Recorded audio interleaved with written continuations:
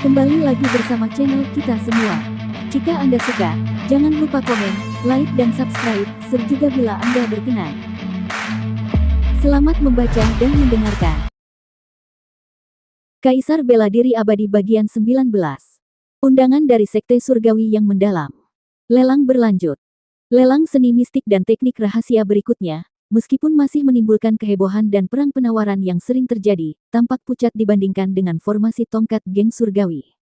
Tanpa terasa, malam telah tiba. Lelang hari ini telah berakhir. Dengan suara tetua yang menggema di paviliun naga tersembunyi, lelang seni mistik dan teknik rahasia untuk hari itu berakhir. Kerumunan yang berkumpul berdiri, semuanya kagum pada tontonan tersebut. Sebelum pergi, mereka tak kuasa melirik Charlie, pria yang mengenakan topeng kepala serigala. Pemuda ini telah memenangkan formasi tongkat geng surgawi dengan harga yang cukup tinggi, 500.000, memberikan tamparan keras bagi Sekte Zeng yang bisa dibilang topik terpanas hari itu. Sungguh, bakat baru muncul di setiap generasi. Seorang tetua berambut putih dari keluarga Situ di Sishu mengelus janggutnya, melirik Charlie. Pak tua Situ, anak itu jauh lebih berbakat daripada Anda di masa muda Anda, seorang tetua berjubah putih dari keluarga Sangguan di Dongyue terkekeh. Kalian berdua orang tua bodoh, jangan terlalu keras padaku di lelang besok. Wanita cantik setengah baya berjubah merah dari keluarga Wang Beichuan melirik kedua pria tua dari keluarga Situ dan Sangguan dengan tidak senang. Desas-desus beredar, dan banyak keluarga kultivasi melirik Charlie saat mereka pergi. Nak, kau benar-benar telah membuat nama untuk dirimu sendiri kali ini. Ervin jeli, memperhatikan setiap pandangan faksi ke arah Charlie. Sungguh kacau, Charlie menggosok pelipisnya. Di lantai 2, anggota Sekte King Yun sudah turun. Tetua berjubah biru dan wanita tua itu hanya melirik Charlie dengan santai, tetapi Marianus, yang telah melumpuhkan dantiannya, melihat dengan geli, tatapannya bertemu dengan tatapan Charlie. Menarik, kata Marianus mengejek. Aku akan membalas dendam padamu cepat atau lambat karena telah melumpuhkan dantianku. Dengan santai mengalihkan pandangannya, Charlie mengepalkan tinjunya tanpa sadar. Marianus telah menggunakan sikap mengejek yang sama untuk menghancurkan kultivasinya sepenuhnya hari itu. Berikutnya adalah Willem Feng dari puncak Yujian Sekte Heng Yue. Ia benar-benar memiliki sikap seorang senior. Rambut hitam tebalnya terurai seperti air terjun, dan ia membawa pedang panjang di punggungnya. Seluruh sosoknya seteguh gunung, dan auranya seperti pedang terhunus. Tatapannya ke arah Charlie tidak sombong, melainkan lembut dan ramah. Orang-orang dari Aula Haus Darah juga turun, alis mereka berkerut saat mereka memandang Charlie. Tetua, apakah Anda merasakan aura yang familiar dari anak itu? Pemuda berjubah putih itu bertanya kepada tetua berambut abu-abu di sampingnya. Auranya tersembunyi. Aku tidak bisa melihatnya. Tetua berambut abu-abu itu berpikir sejenak, lalu melangkah keluar dari paviliun naga tersembunyi terlebih dahulu. Awasi dia. Kita mungkin pernah melihatnya di suatu tempat sebelumnya. Setelah Aula Haus Darah, datang orang-orang dari Sekte Zeng Yang. Setelah melihatnya, Charlie langsung melihat wajah tua Chandler Wu yang sangat muram.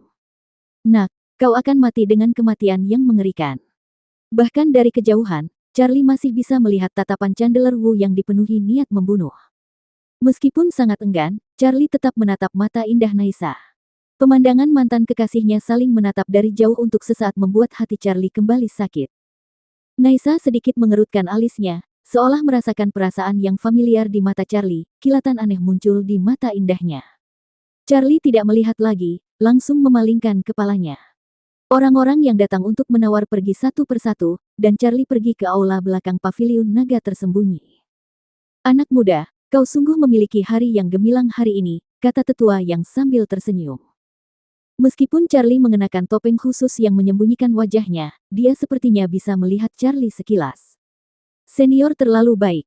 Menyadari bahwa ia tidak bisa menyembunyikannya dari tetua yang, Charlie melepas topeng kepala serigala, tanpa sadar menyentuh ujung hidungnya. Setelah membayar batu spiritual dan mendapatkan formasi tongkat geng surgawi, ia hendak berbalik dan pergi ketika tetua yang memanggilnya kembali. Senior, adakah hal lain? Tanya Charlie, menatap tetua yang dengan ekspresi bingung. Anak muda, maukah kau bergabung dengan Sekte Surgawi mendalam? Tetua yang mengelus janggut putihnya, tersenyum pada Charlie. Mendengar ini, Charlie terkejut. Sekte Surgawi mendalam, entitas macam apa itu? Misterius dan kuat, raksasa yang bahkan satu aula dan 3 sekte Chu Agung pun tidak berani memprovokasi. Namun sekarang, Mereka mengundangnya, seorang kultivator alam kondensasi Qi biasa. Ini adalah sesuatu yang benar-benar tidak ia duga. Mungkin ini terlalu tiba-tiba, membuatnya agak pusing. Jasa apa yang dimilikinya sehingga dipilih oleh Sekte Surgawi Mendalam? Mungkinkah karena ia memiliki api sejati? Charlie berpikir dalam hati, selain ini, dia benar-benar tidak bisa memikirkan hal lain yang bisa menarik perhatian raksasa seperti Sekte Surgawi Mendalam. Nak, apakah Anda tertarik? Melihat ekspresi Charlie yang linglung, tetua yang tersenyum lembut lagi. Charlie kemudian menyadari apa yang terjadi dan tertawa kering. Senior, apakah Anda menggoda saya? Saya hanya seorang junior di alam kondensasi Qi, bagaimana mungkin saya bisa menarik perhatian Anda? Hahaha. Tingkat kultivasi bukanlah masalah, yang dihargai Sekte Surgawi Mendalam adalah bakat. Tawa tetua yang hangat, seperti seorang kakek tua yang baik hati. Memang, kami menghargai api sejati Anda, tetapi yang lebih penting, potensi Anda. Karena mereka sudah mengatakannya seperti itu, dan Sekte Surgawi Mendalam begitu baik hati, Charlie tentu saja menerimanya. Senior, jika saya bergabung dengan Sekte Surgawi Mendalam, apakah itu berarti saya harus sepenuhnya meninggalkan Chu Agung dan tidak dapat lagi berpartisipasi dalam urusan Chu Agung di masa depan? Charlie mencoba merendahkan posturnya, menunjukkan etiket yang tepat sebagai seorang junior. Orang-orang dari Sekte Surgawi Mendalam tidak diperbolehkan untuk ikut campur dalam perselisihan kekuatan besar Chu Agung. Itu adalah aturan yang ditetapkan oleh para pemimpin sekte sebelumnya. Begitu. Setelah berpikir sejenak, Charlie mengelus dagunya. Meskipun Sekte Surgawi yang mendalam itu misterius dan kuat, kekuatan pengikatnya juga sangat kuat. Dia lahir dan dibesarkan di Chu Besar, dan jika dia benar-benar melepaskan diri dari Chu Besar, dia akan merasakan emosi yang aneh dan kompleks. Terlebih lagi, dia masih perlu berjuang kembali ke Sekte Zeng yang untuk membalas penghinaan karena diusir dari gunung. Tidak perlu terburu-buru menjawab. Kembalilah dan pikirkan baik-baik. Kata-kataku selalu sama. Melihat keraguan Charlie, tetua yang tersenyum tipis. Kalau begitu, terima kasih, senior. Izinkan saya kembali dan memikirkannya baik-baik. Charlie membungkuk lalu berbalik dan berjalan keluar dari aula belakang paviliun naga tersembunyi. Setelah Charlie pergi, tetua berjubah ungu yang mengundangnya untuk mematahkan kutukan kemarin keluar. Ketua, ada banyak sekali talenta muda di Chu Besar yang melampauinya dalam bakat. Mengapa hanya dia yang diundang? Tetua yang menatap tetua berjubah ungu dengan ekspresi bingung.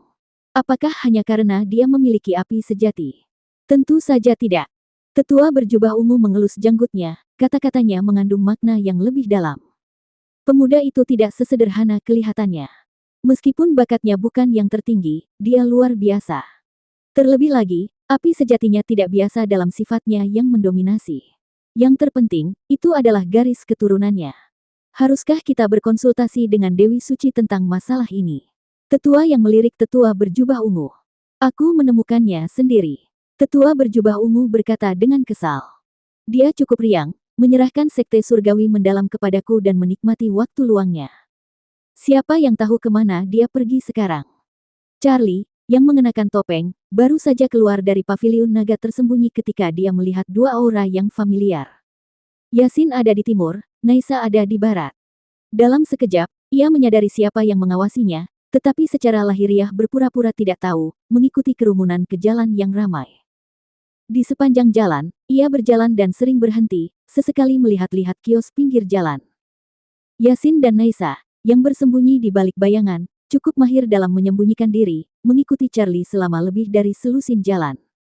Kalian pikir kalian bisa mengimbangi kecepatanku? Di sebuah kios pinggir jalan, Charlie berhenti, menatap barang-barang yang dipajang, senyum dingin muncul di bibirnya. Kau bahkan tidak tahu latar belakangku. Ini mengingatkan pada identitas lain Charlie. Di Sekte Zhengyang, ia bukan hanya seorang murid tetapi juga anggota Badan Intelijen Sekte. Dilatih sejak usia muda, ia sering turun gunung untuk mengumpulkan informasi, keahliannya adalah pengawasan. Sebagai ahli pengawasan, wawasannya jauh melampaui orang biasa. Mengetahui cara menghadapi orang yang diikuti adalah salah satu pelajaran pentingnya. Meskipun kultivasinya lebih rendah daripada Yasin dan Naisa, dalam hal pengawasan, mereka masih selangkah di belakang. Setelah mengikuti jejak mantan anggota Badan Intelijen, kemampuan mereka sungguh kurang. Berpura-pura tidak memperhatikan, Charlie terus memimpin Yasin dan Naisa melewati lebih dari selusin jalan. Saat malam tiba, Yasin dan Naisa bertemu dari arah yang berlawanan, tetapi Charlie tidak terlihat di manapun.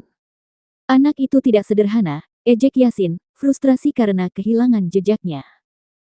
Kualitas kultivasinya mungkin lebih tinggi dari kita, gumam Naisa yang biasanya pendiam, tetapi kita tidak bisa mengesampingkan kemungkinan lain, dia mungkin anggota yang ahli dalam intelijen, dan orang biasa tidak bisa mengimbanginya. Charlie kembali ke penginapan, di mana Ervin sudah berada di kamarnya. Ia berbaring di tempat tidur yang dipenuhi batu spiritual, masing-masing berkilauan. Melihat ini, Charlie duduk di sampingnya. Dasar gendut, kau punya banyak batu spiritual, kata Charlie, sambil mengambil beberapa dan memasukkannya ke dalam sakunya. Wajah tembem Ervin langsung memerah. Sepertinya keluarga Siongmu cukup kaya, kata Charlie, sambil meraih beberapa batu spiritual lagi, tetapi Ervin sudah siap, dengan cepat memasukkan seluruh tumpukan batu spiritual ke dalam tas penyimpanannya. Aku baru saja mendapatkannya dari paman keduaku, jangan harap kau meminjamnya, gerutu Ervin, sambil memasukkan kembali tas penyimpanannya ke selangkangannya. Mendengar ini, Charlie tak kuasa menahan batuk, lalu menyentuh hidungnya. Selama 2 hari lelang terakhir, Ervin memang sangat membantu. Jika tidak, ia tidak akan bisa mendapatkan cambuk besi dan teknik tongkat geng surgawi. Kesediaan Ervin untuk memberi begitu banyak sungguh menyentuh. Jangan khawatir, nanti aku akan membayarmu semuanya. Tentu saja kau harus membayarku. Kita bahkan punya surat perjanjian hutang. Charlie berkata dengan acuh tak acuh, lalu mendekati Ervin, menyenggolnya dengan jarinya, dan bertanya sambil mengedipkan mata, kudengar keluarga Siongmu menambang banyak batu spiritual setiap tahun di tambang batu spiritual alami itu. Benarkah? Mendengar ini, wajah kecil Ervin penuh dengan rasa kesal. Jangan sebut-sebut tambang batu spiritual itu. Karena itu, keluarga Siongku telah mengalami banyak masalah. Batu spiritual yang kami tambang bahkan tidak cukup untuk membayar pengobatan anggota klan kami. Tidak mungkin, kata Charlie dengan tidak percaya. Selain keluarga Qi, siapa lagi di perbatasan selatan Chu besar yang berani mengganggu keluarga Siongmu? Terlalu banyak untuk dihitung, gerutu Ervin. Keluarga Qi selalu mencari masalah, dan para kultivator nakal itu semuanya serigala yang rakus. Ambil contoh tetua Gunung Hitam yang datang ke lelang. Dia selalu membuat masalah. Jika kita memberi terlalu banyak, keluarga Siongku tidak mampu. Jika kita memberi terlalu sedikit, serigala-serigala itu akan terus membuat masalah. Jika kakek tidak masih hidup, keluarga Siongku pasti sudah ditelan sejak lama. Setiap keluarga memiliki masalahnya sendiri, Charlie tak kuasa menahan desahan. Jangan tertipu oleh penampilan glamor keluarga bangsawan. Mereka selalu menjadi yang pertama menjadi sasaran. Hanya perlu menunggu, Charlie menggelengkan kepalanya tanpa daya dan berbalik meninggalkan kamar Ervin. Kembali ke kamarnya sendiri, Charlie duduk bersila di tempat tidur. Dia menenangkan pikirannya dan memfokuskan energinya, segera mengaktifkan teknik pemurnian tubuh alam liar. Suara gemerincing dengan cepat memenuhi tubuhnya saat tulang-tulangnya berbenturan. Api sejati menyelimuti meridian dan tulangnya, dan rasa sakit yang menusuk membuatnya tanpa sadar mengerang, tetapi ia menahannya karena takut mengejutkan Ervin. Setelah 3 jam melakukan latihan fisik yang brutal, diikuti 3 jam memberi nutrisi pada tulangnya dengan cairan spiritual, total 6 jam, ia akhirnya menghembuskan napas panjang yang keruh. Kultivasi tingkat 8 kondensasi Kiku telah sepenuhnya terkonsolidasi. Memutar tubuhnya yang agak kaku, Charlie merasa benar-benar segar. Segera, ia mengeluarkan formasi tongkat surgawi. 500.000 batu spiritual. Memikirkan harga yang ia bayarkan untuk formasi tongkat surgawi, Charlie tidak bisa tidak merasa menyesal, tetapi demi Hua memiliki teknik tongkat yang layak, ia pikir itu sepadan dengan uang berapapun. Gulungan kuno formasi tongkat surgawi, yang masih tersegel, dengan lembut ia buka. Baru kemudian, di bawah cahaya lilin yang redup, ia dengan hati-hati mempelajari misteri formasi tongkat surgawi. Ia tidak tahu sampai ia melihatnya. Studi ini sangat bermanfaat baginya. Tongkat, seperti tombak, adalah salah satu dari 2 senjata spiritual yang paling sulit dikuasai, dan formasi tongkat geng surgawi tidak hanya merinci misteri tongkat tetapi juga menjelaskan banyak metode. Formasi tongkat geng surgawi dibagi menjadi formasi ofensif dan defensif. Ini adalah seni mendalam yang menggabungkan serangan dan pertahanan. Ketika dikuasai, ia dapat menciptakan formasi yang kuat dengan menggunakan citra ilusi tongkat. Ini jelas merupakan salah satu dari sedikit seni mendalam di antara teknik tongkat. Charlie menyaksikan dengan kagum, diam-diam berpikir bahwa 500.000 batu spiritual itu tidak sia-sia. Setelah beberapa jam merenung, dia juga memahami sedikit misteri mendalam yang terkandung dalam tongkat itu. Meskipun tongkat itu sulit untuk dikultivasi, setelah dikuasai, sama sekali tidak kalah dengan metode kultivasi senjata spiritual lainnya. Sungguh luar biasa. Pikirnya dalam hati, dia melompat dan mengeluarkan tongkat panjang dari tas penyimpanannya. Tak lama kemudian, suara mendengung memenuhi ruangan, dengan suara tongkat yang terus-menerus menghantam udara. Metode formasi tongkat geng surgawi mengalir dalam pikirannya, dan dia tenggelam dalam misteri tongkat itu. Tanpa disadari, kecepatan dia mengayunkan tongkat meningkat. Pada saat ini, bayangan tongkat ilusi muncul di sekitar tubuhnya. Meskipun bayangan tongkat ini tampak kacau, setelah diperiksa lebih dekat, bayangan itu jelas tersusun dan berubah sesuai dengan lintasan gerakan tongkat. Setelah beberapa waktu yang tidak diketahui, bayangan tongkat itu bertambah, dan formasi tongkat tipis terbentuk di sekelilingnya, seperti aura pelindung. Barulah kemudian ia menghentikan latihannya, menghela napas panjang. Teknik mendalam tongkat memang sangat sulit dikuasai. Setelah benar-benar menggunakan tongkat untuk melepaskan kekuatan supranatural, Charlie menemukan bahwa kultivasinya sama pahit dan sulit dipahami seperti yang ia bayangkan. Tidak heran begitu banyak kultivator yang enggan berlatih menggunakan tongkat itu. Namun, setelah beberapa kali berlatih, ia tidak tanpa hasil. Formasi tongkat geng surgawi dapat menggunakan bayangan menari dari tongkat untuk membentuk formasi ofensif dan defensif yang seimbang. Jika kita menggunakan pedang, bisakah kita juga menggunakan bayangan menari dari pedang untuk membentuk susunan pedang yang mengintegrasikan serangan dan pertahanan?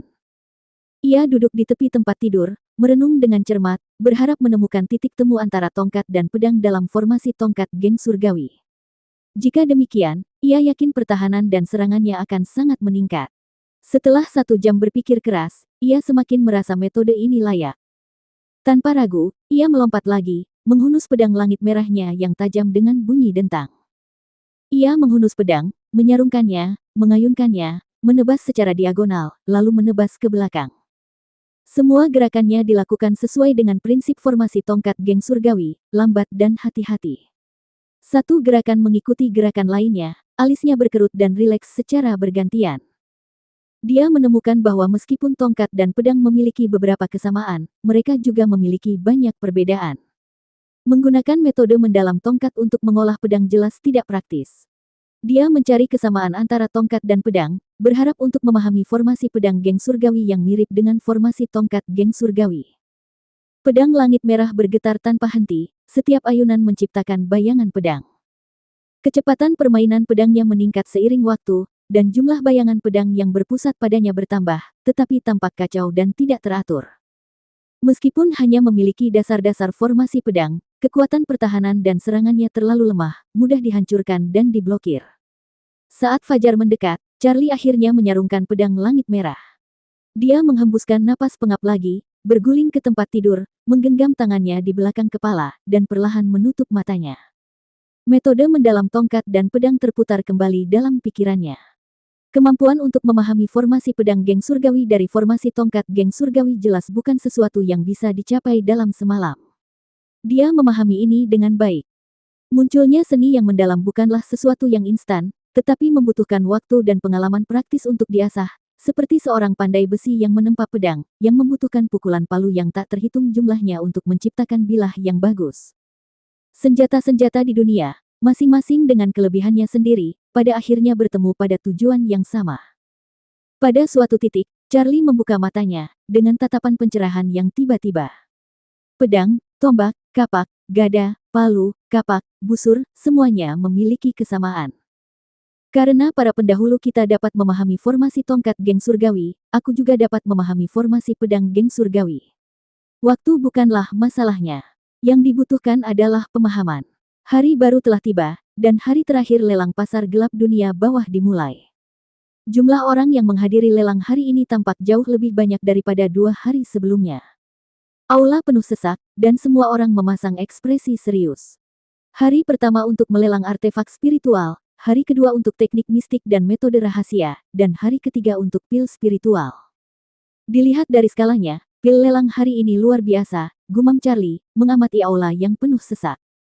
Tentu saja, kata Ervin, wajahnya berseri-seri penuh antisipasi, seolah-olah dia telah disuntik adrenalin. Pil spiritual penutup hari ini mungkin akan mengubah lanskap masa depan Chu besar. Itu menakjubkan. Apakah kau tahu tentang alam surgawi? Ervin menoleh ke arah Charlie. Omong kosong, Charlie mengumpat. Tingkat kultivasi ke-6, alam surgawi adalah puncak kultivasi. Seorang kultivator alam surgawi dapat memastikan kemakmuran sebuah sekte selama ribuan tahun. Benar. Ervin mencondongkan tubuhnya lebih dekat dengan penuh misteri dan berbisik, apakah kau tahu apa pil terakhir dalam lelang ini? Mendengar ini, Charlie menggelengkan kepalanya sedikit. Pil keheningan surgawi. Pil keheningan surgawi. Charlie terkejut. Kedengarannya seperti bisa membantu orang menembus ke alam surgawi. Aku pernah mendengar begitu. Jawaban Ervin ambigu. Di antara kekuatan utama Chu besar, ada banyak orang dengan kultivasi alam kehampaan, dan cukup banyak yang berada di puncak alam void. Ada juga banyak kultivator alam kuasi surgawi.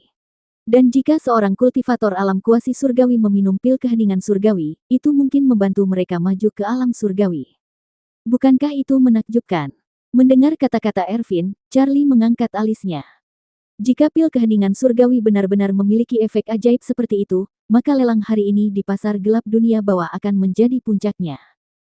Mudah dibayangkan bahwa jika seseorang dari faksi manapun berhasil menembus alam surgawi, hal itu pasti akan berdampak pada Geju, istilah yang mencakup situasi keseluruhan, dinamika, dan keseimbangan keseluruhan dari Chu besar. Kata-kata Ervin bukanlah sebuah pernyataan yang berlebihan, karena mereka yang berada di alam surgawi jauh lebih kuat. Lihatlah lelang hari ini, sungguh sengit, lanjut Ervin. Para patriark dari semua faksi utama, termasuk patriark keluarga Siong saya, mendekati akhir hayat mereka. Mereka semua ingin menggunakan pil keheningan surgawi ini untuk menembus alam surgawi sekaligus. Anda tahu, mereka yang berada di alam kehampaan dapat hidup maksimal 500 tahun, sementara mereka yang berada di alam surgawi dapat hidup hingga 1000 tahun.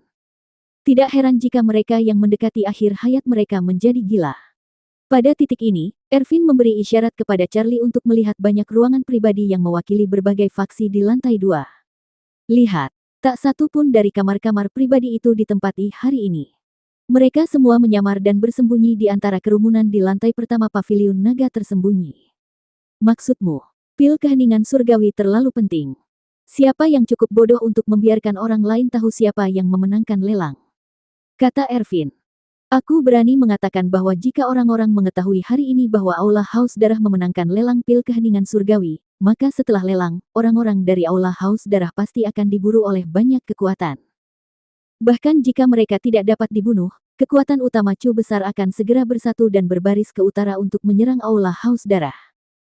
Tentu saja, jika 3 sekte dan keluarga-keluarga besar memenangkan lelang pil keheningan surgawi, konsekuensi yang sama akan terjadi. Jadi, setelah lelang hari ini, pasti akan ada pertempuran berdarah di luar pasar gelap dunia bawah, Charlie merenung. Secara teori, begitulah cara kerjanya, Ervin mengangguk. Jadi, semua orang dari kekuatan besar yang datang untuk berpartisipasi dalam lelang akan berusaha sebaik mungkin untuk menyembunyikan penampilan dan aura mereka, karena takut dikenali. Hari ini, Sekte Surgawi mendalam melelang pil keheningan surgawi. Bukankah itu terang-terangan memicu pertarungan antara kekuatan besar Chu besar? Aku mulai mencurigai motif Sekte Surgawi mendalam. Mereka sudah bermurah hati dengan melelang pil keheningan surgawi.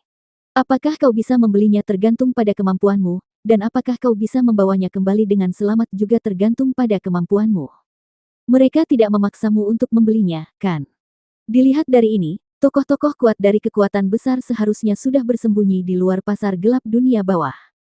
Charlie mengelus dagunya. Pasti ada cukup banyak tokoh kuat yang datang untuk menemui mereka. Sepertinya kau tidak bodoh. Lalu apa gunanya omong kosong ini? Ayo pergi. Charlie tak kuasa berkata. Begitu tokoh-tokoh berpengaruh dari kekuatan besar mulai bertarung setelah lelang, kita mungkin hanya akan menjadi umpan meriam. Semua orang sibuk berebut pil keheningan surgawi, siapa yang akan repot-repot dengan kita? Kata Ervin dengan acuh tak acuh. Melihat ekspresi serius Charlie, dia menepuk bahu Charlie untuk menenangkannya. Jangan khawatir, aku sudah pernah ke sini lebih dari sekali, semuanya akan baik-baik saja. Saat dia berbicara, pintu paviliun naga tersembunyi tertutup. Pada saat ini, orang-orang yang sedang minum teh dan menggoda para gadis semuanya duduk tegak dan sopan. Seperti yang dikatakan Ervin, Ruangan-ruangan pribadi di lantai 2, yang mewakili berbagai kekuatan, sekarang benar-benar kosong, tanpa seorang pun terlihat. Charlie melirik sekeliling kerumunan yang berkumpul, sebagian besar wajah asing, semuanya menyamar. Memikirkan hal ini, dia tak kuasa menoleh ke arah lelaki tua berambut hitam di sampingnya, mengamatinya dari ujung kepala hingga ujung kaki. Mungkin lelaki ini adalah Chandler Wu dari Sekte Zheng Yang, atau mungkin lelaki tua ini adalah William Feng dari puncak Yujian Sekte Hang Yue yang menyamar. Aku merasa ada jebakan di mana-mana, Charlie menghela napas. Itu untuk yang kuat. Kita hanya ikan kecil, kata Ervin, berkata dengan tenang. Dia bergumam pelan, jika keluarga Siongku bisa memenangkan lelang, itu akan menjadi yang terbaik. Tak lama kemudian, tetua yang perlahan berjalan ke panggung. Setelah mengamati kerumunan di bawah, dia berdeham. Lelang dimulai. Dengan itu, dia mengeluarkan kotak giok dari jubahnya. Meskipun kotak giok itu disegel, aroma pil obat yang keluar dari celah-celahnya masih bisa tercium oleh mereka yang hadir. Pil pembentuk tulang, saya rasa khasiatnya tidak perlu diperkenalkan lagi. Harga awal, 50.000 batu spiritual. Setiap penawaran minimal 1.000 batu spiritual. Sekarang, lelang dimulai. 50.000. Begitu tetua yang selesai berbicara, seseorang mengangkat papan penawarannya. 60.000. Saya menawar 80.000. Pil pertama baru saja dikeluarkan ketika memicu kegilaan penawaran. Lelang pil spiritual dan ramuan hari ini pasti akan sangat kompetitif. Setelah beberapa putaran penawaran, pil pembentuk tulang terjual kepada seorang lelaki tua berjubah hijau seharga 150.000. Setelah tetua yang menyelesaikan penawaran, dia mengeluarkan kotak giok tersegel lainnya. Pil pembersih sumsum, harga awal, 50.000. Lelang dimulai. 60.000. Yang mengejutkan Charlie, penawar pertama adalah Ervin di sampingnya. Pria itu mengangkat papan penawarannya tinggi-tinggi, tetapi sayangnya, dia tidak terlalu tinggi, jadi dia hanya bisa mengangkatnya setinggi itu. Bukankah ayahmu membersihkan sumsum tulangmu? Charlie menatap Ervin dengan heran. Aku membelinya untuk istriku, hehehe. Wow, kau punya istri. Aku belum pernah mendengar kau menyebutkannya. Charlie memandang Ervin dari atas ke bawah. Ervin yang gemuk ini ternyata punya istri. Dia benar-benar bertanya-tanya gadis dari keluarga mana yang telah dia dapatkan. 100.000. Saat keduanya berbicara, harga pil pembersih sumsum tulang sudah mencapai harga tinggi 100.000. 110.000. Ervin membanting tangannya di atas meja dan melompat. Suaranya sangat keras. 150.000. Suara berikutnya segera membuatnya mundur. Kau hebat sekali, aku tidak menginginkannya lagi. Ervin marah dan ingin terus menawar, tetapi dia kekurangan uang. Mungkin karena keluarga Siong juga ikut lelang pil keheningan surgawi, paman keduanya tidak memberinya banyak batu spiritual. Melihat Ervin tampak sedih, Charlie merasa sedikit kasihan padanya. Jika dia tidak meminjam 300.000, Ervin tidak akan berada dalam posisi pasif seperti ini. Tentu saja, karena Ervin tidak memenangkan pil pembersih sumsum, dia akan menggantinya. Pembersihan sumsum tidak terbatas pada pil pembersih sumsum. Dia juga bisa melakukannya. Menggunakan api sejati untuk membersihkan sumsum istri Ervin jauh lebih baik daripada pil itu. Jika kau tidak menang, ya sudah. Aku akan mengurus pembersihan sumsum istrimu, Charlie tertawa. Apakah kau yakin bisa melakukannya? Tentu saja aku bisa. Charlie menepuk dadanya. Menggunakan teknik pemurnian tubuh alam liar pada orang lain bukanlah hal yang mustahil. Sementara keduanya berbicara, pil lain dilelang di bawah.